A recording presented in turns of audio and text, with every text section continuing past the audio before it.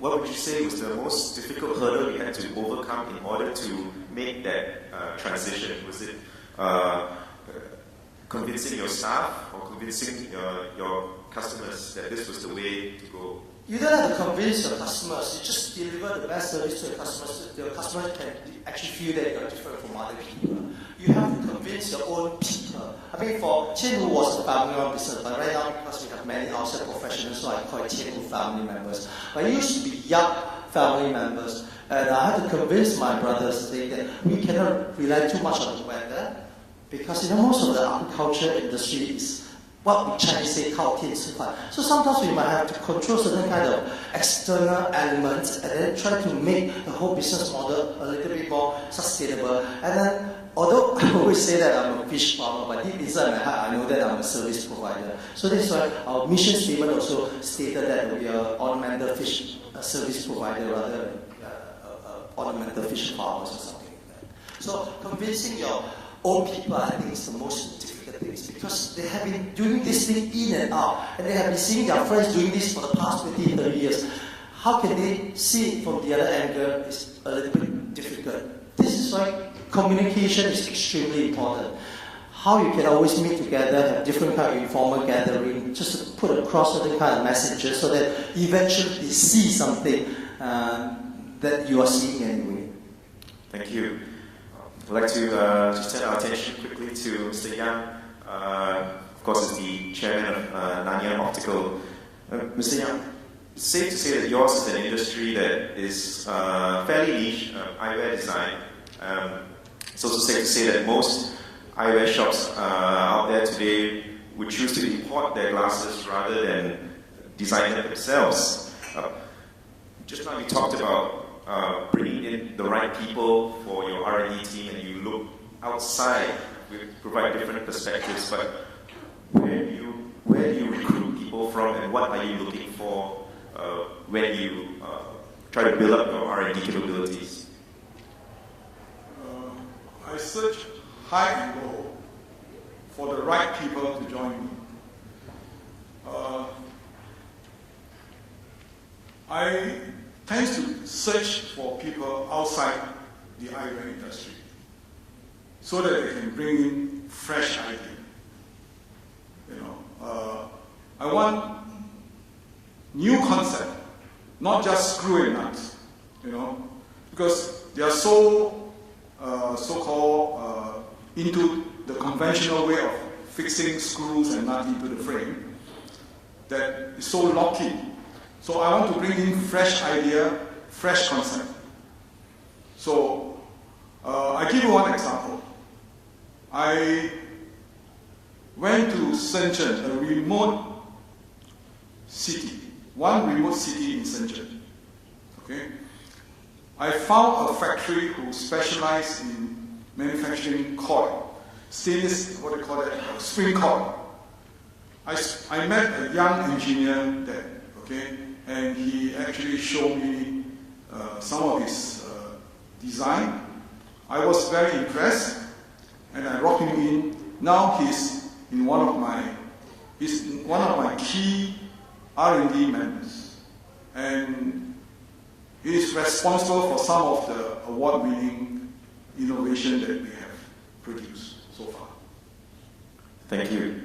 And finally, we have Datu Naden, a very lively presentation he gave us just now. And of course, one thing that struck me is the P word, persistence, perseverance, and of course, you said also to be realistic. But in terms of innovation, what would you say was the key innovation that you can credit for the success that your company is enjoying today? What did you have to do differently to go with the times?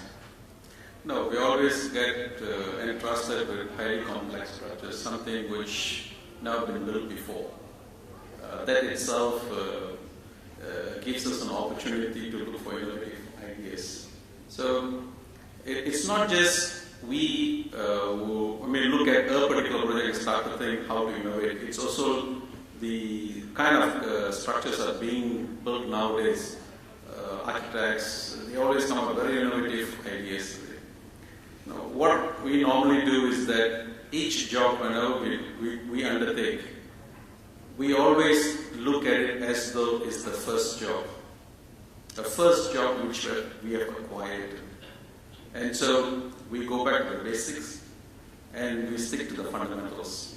And along with it, we apply the innovative ideas to simplify and to make sure that the structure is built the way it should be built.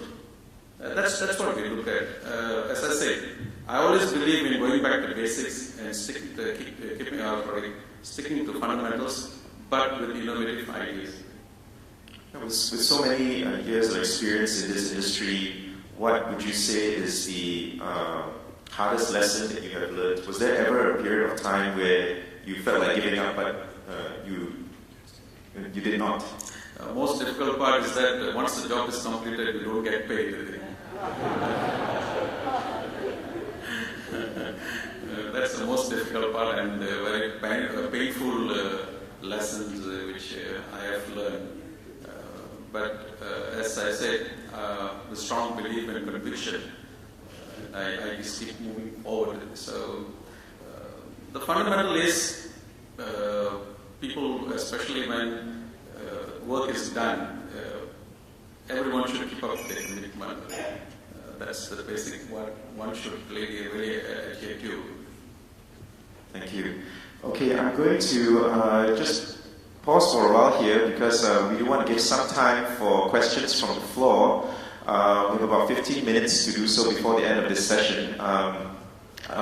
We'll take about 3 or 4 questions if time permits. Before you do ask your question, as a courtesy to our panelists and to everyone here, can I ask that you also identify yourself and state the organization that you represent? Do we have some microphones around here? Okay, we have the first question right here, right in front. The gentleman there.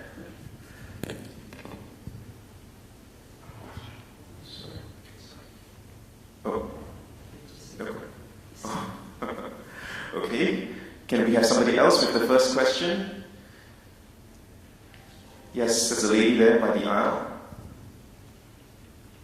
There's a microphone coming your way.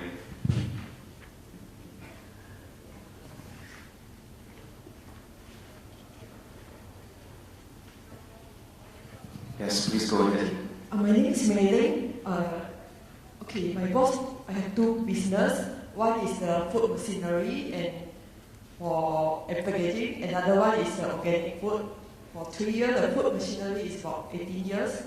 And my question to the panel is, I know there is a so-called e-doctor for patient.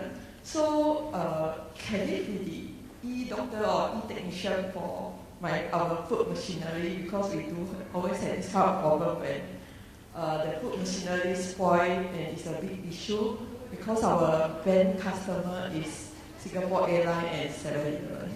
Thank you.